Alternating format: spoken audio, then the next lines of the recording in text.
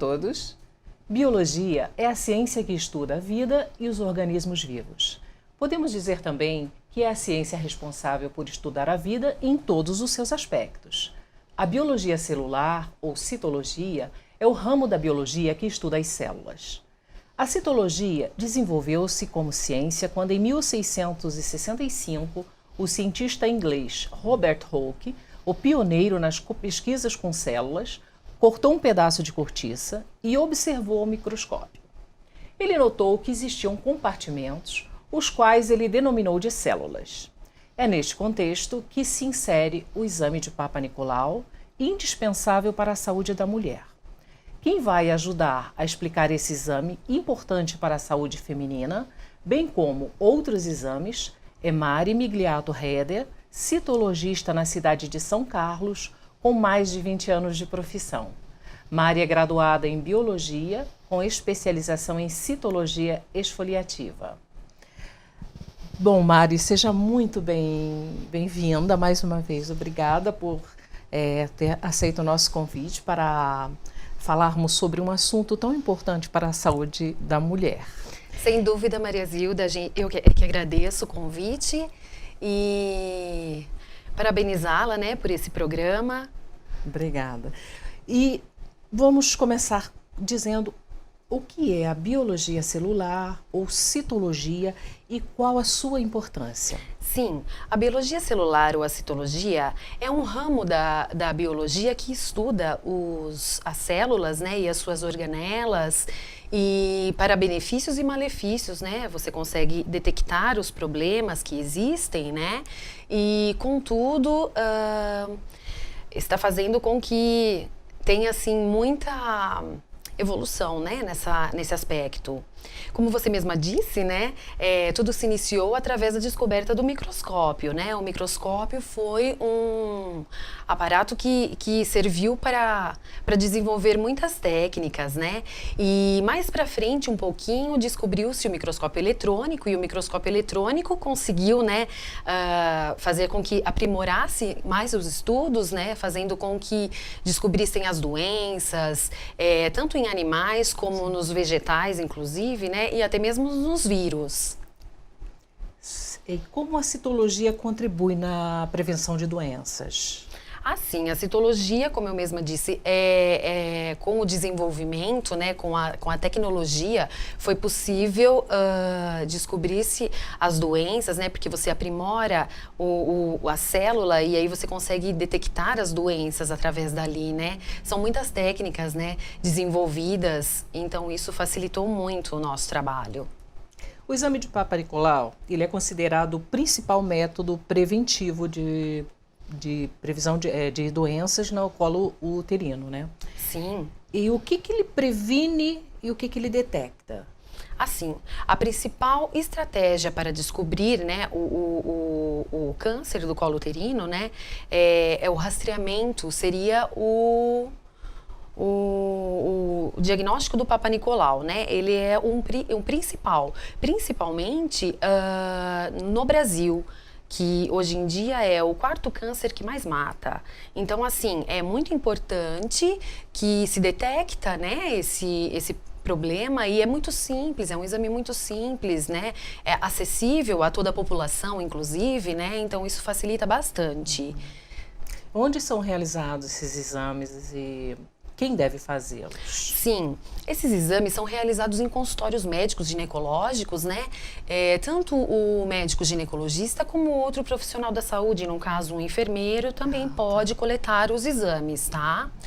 Ele é simples, indolor, é importante que a paciente não tenha tido relação sexual dentro de 48 horas. Sim. É importante também que ela não tenha utilizado duchas ou coisa assim, tá? E também não esteja menstruada. Entendi. É bem legal isso. E é simples, né? É muito simples e facilita bastante o nosso trabalho, né? E de que forma que esse exame ele é feito? Assim, qual que é a técnica utilizada? Você pode explicar o passo a passo? Ah, sim, sim. Na verdade, você havia me perguntado também quem deve fazer esse exame, Isso. né? Uhum. Voltando, então. Na verdade, as pacientes Por protocolo, digam-se que a partir dos 24 anos até os 65 anos de idade. Sim.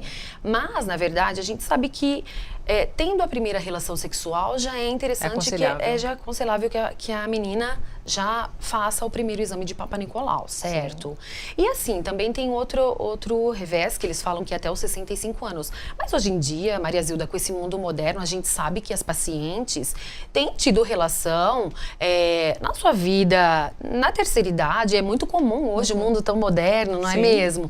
Então é muito tranquilo que isso aconteça, né? Então a gente, assim, colocamos como prioridade, obviamente, os pacientes que tenham relações com mais de um parceiro, muitas vezes. Sim. Porque, por incrível que pareça, Maria Zilda, você não vai acreditar, mas existem, pela Anvisa, mulheres que tenham acima de 2 parceiros no ano, são consideradas promíscuas?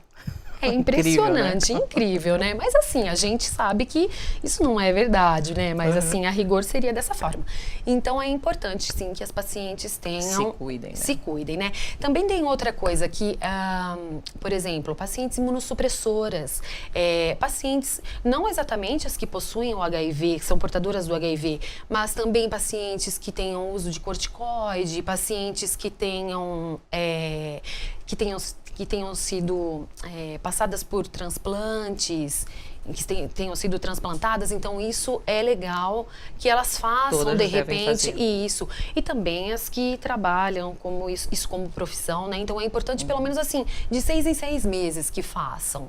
Então, na verdade, assim, segundo a ANS, as pacientes acima de 65 anos, na verdade, que passam pelo processo, né, que tenham, por exemplo, relações sexuais posterior à data, a idade normalmente que as pessoas colocam e impõem, né? Elas devem se cuidar, inclusive, e fazer também o exame de Papa Nicolau, entendeu? Porque às vezes falam, mas a paciente já é idosa, não tem necessidade de fazer o Papa Nicolau. Tem sim, é importante que faça, é importante sim. Além do exame de Papa Nicolau, que outros exames podem ser feitos tendo em vista doenças predominantemente femininas, Mari? Sim.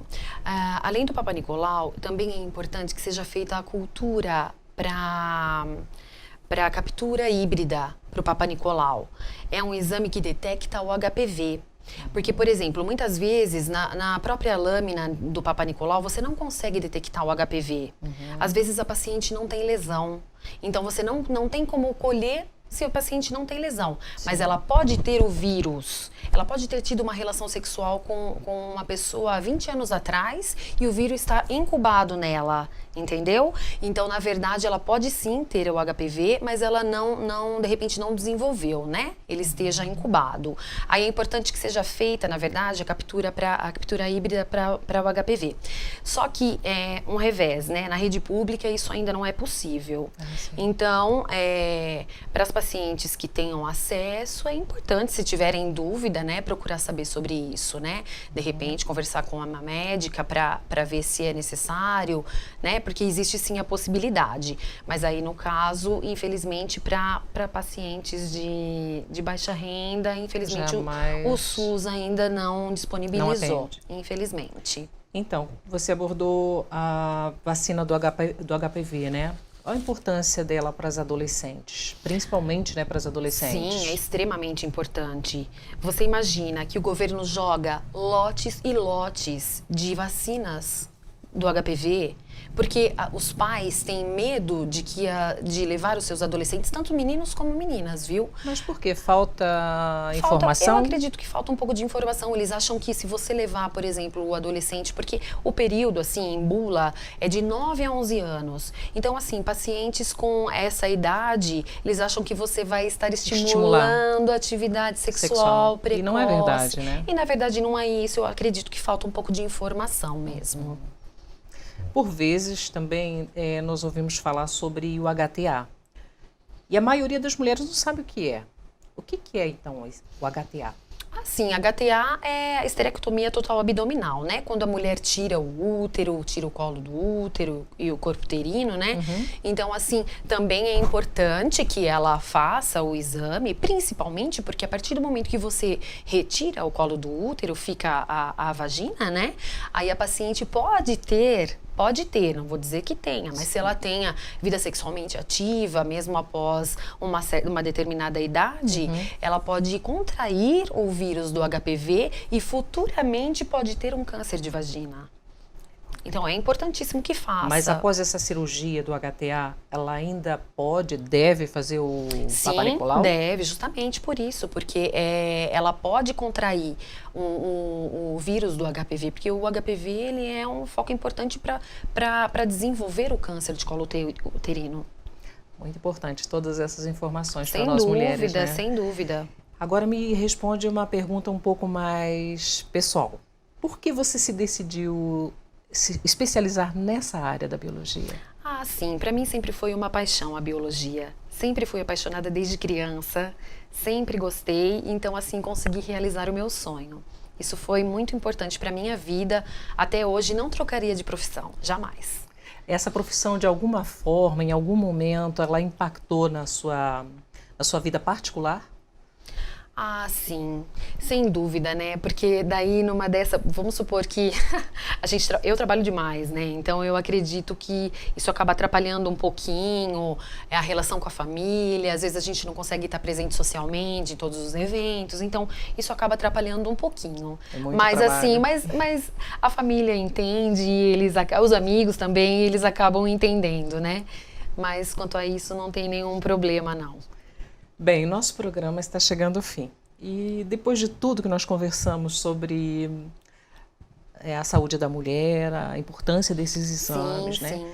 Eu gostaria de deixar as câmeras à sua disposição para você passar uma mensagem ou uma orientação para o público feminino que nos assiste. Ah, sim. Antes disso, eu gostaria de mostrar. Porque claro. a gente usa, né, mais para as pessoas entenderem que o exame de Papa Nicolau, ele é utilizado com todos os produtos descartáveis, tá? A gente utiliza, por exemplo, vou abrir aqui para você ver. Esse é um espéculo, tá? Que é inserido, deixa eu mostrar para a câmera ver. É aberto, né, no colo da mulher. Aí a gente utiliza, né, a escovinha ou a espátula para colher o material, né? Certo. Deixa eu mostrar assim para você, para facilitar. Então, ele tá lá, abertinho, né? Entra na vagina, ele tá aberto. A gente faz um giro de 360 graus, né? Para chegar até lá no colo uterino. Certo? E aí, posteriormente a isso, a gente volta e passa na lâmina, um esfregaço, entendeu? Muitas vezes, se você quiser colher a primeira parte, né?